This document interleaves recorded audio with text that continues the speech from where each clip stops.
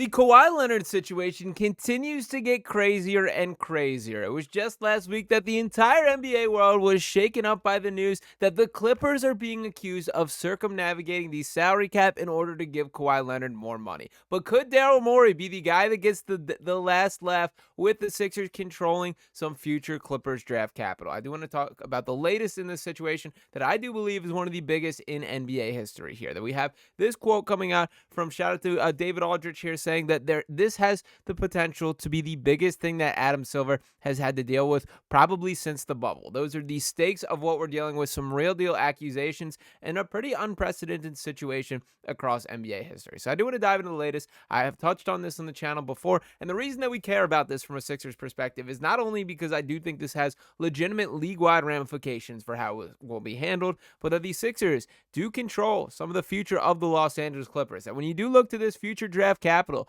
that in 2028, we have the no protections Clippers first round pick, that coming from the James Harden trade. And in 2029, a first round pick swap by the Los Angeles Clippers here. Now, the only real track record that we do have is the Joe Smith situation with the Minnesota Timberwolves, who were stripped 5 first round picks for going around the salary cap and cutting an under the table deal.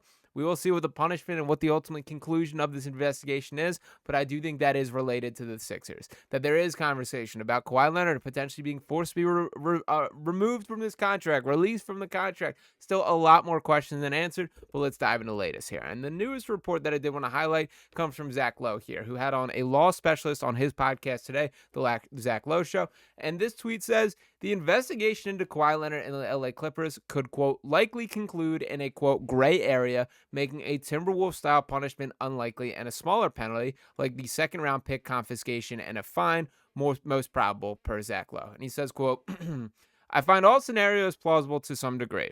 I found the most nefarious scenario potentially plausible. I find the least nefarious scenario, where this is literally Uncle Dennis and a bunch of con artists at a phony company all getting together for a phony deal. Clippers had nothing to do with it. I find that plausible. And he continues on to say, so we could end up in a gray area where all that remains as a shady looking in 6 months as it is today. And yet, part 2 of the gray area is that there is nothing uncovered that directly links that could contact to anybody with the Clippers.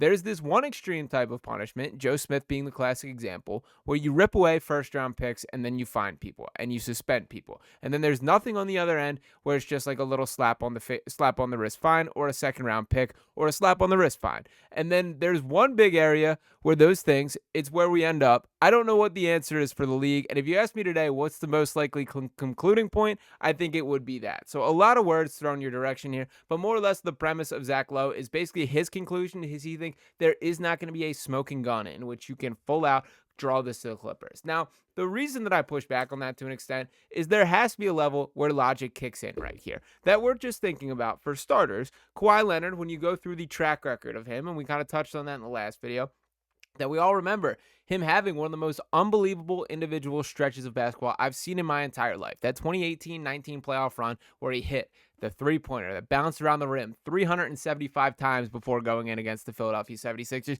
and carried a very good Toronto Raptors team to a championship. That, yes, that team was better than people remember when you walk through the Kyle Lowrys, the Marc Gasols, the Pascal Siakams, OG Anunoby, all guys that ended up, growing into pretty significant players if they were not already. But Kawhi Leonard was the unquestioned best player on that team, and shout out Fred VanVleet, who I forgot there.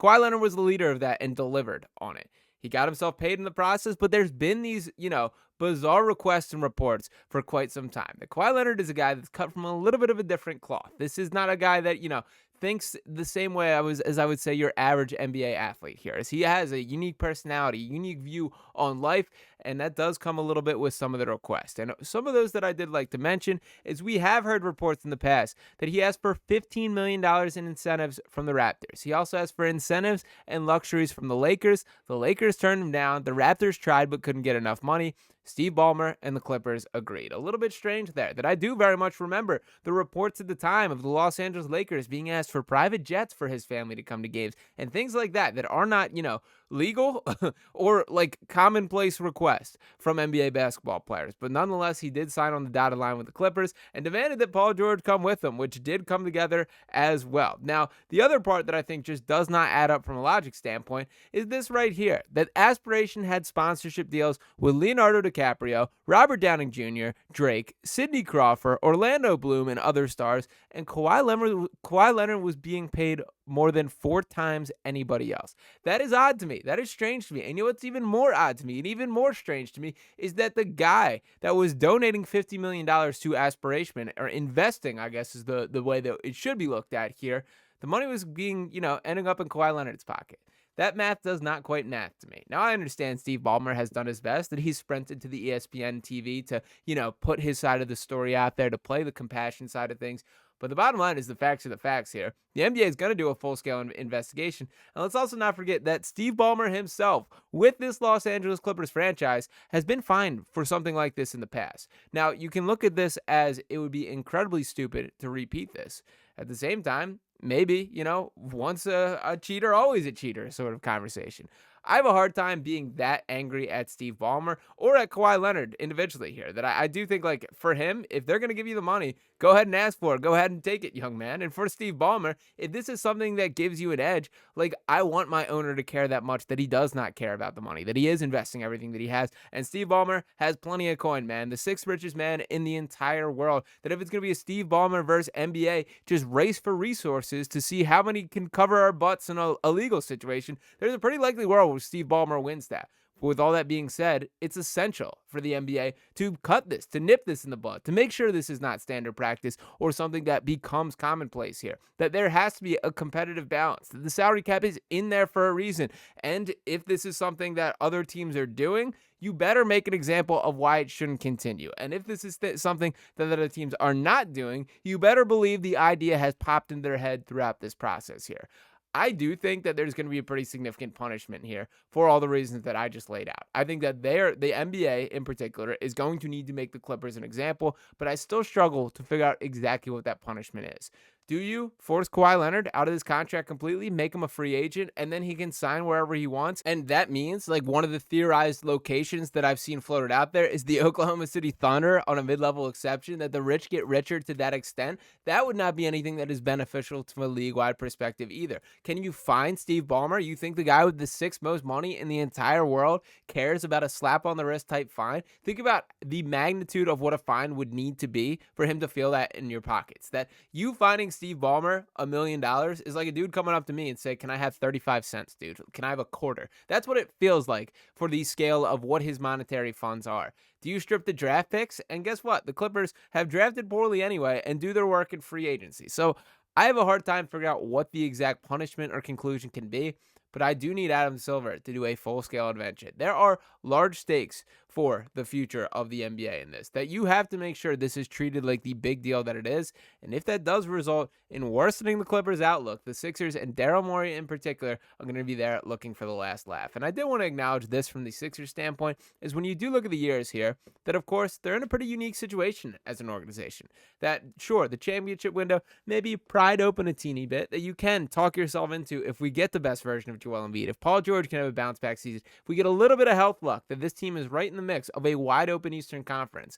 On the other side of that coin, the youth movement is in full swing. That Jared McCain is going to be a key part of this team for the foreseeable future. You use the 3rd overall pick to draft VJ Edgecombe here. That Tyrese Maxey, still 25 years old. Quentin Grimes, just 25 years old. You have young talent on this team.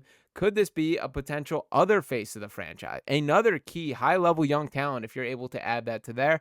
Very intriguing there. And also from a trade perspective, that maybe that missing piece does pop on the marketplace and you do want to cash these in as currency. The value only going to be getting higher to this point. So for the Sixers directly, you should be rooting for the hammer to be falling on the Clippers directly here.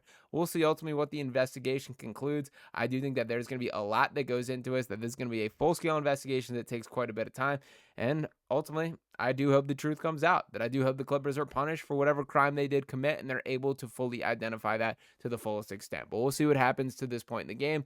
Let me know what you guys think in the comments, and I would love to hear from you guys below your prediction or your thought process. What is the best way to punishment? If you're in Adam Silver's shoes right now, what are you doing to the Los Angeles Clippers to make sure, this cannot happen again? Drop those thoughts below. Appreciate you guys tuning in this video as always. If you have not just yet, make sure you're dropping a subscribe to the channel. Hit a like on this video here. I'll be back to talk with you next time. Peace.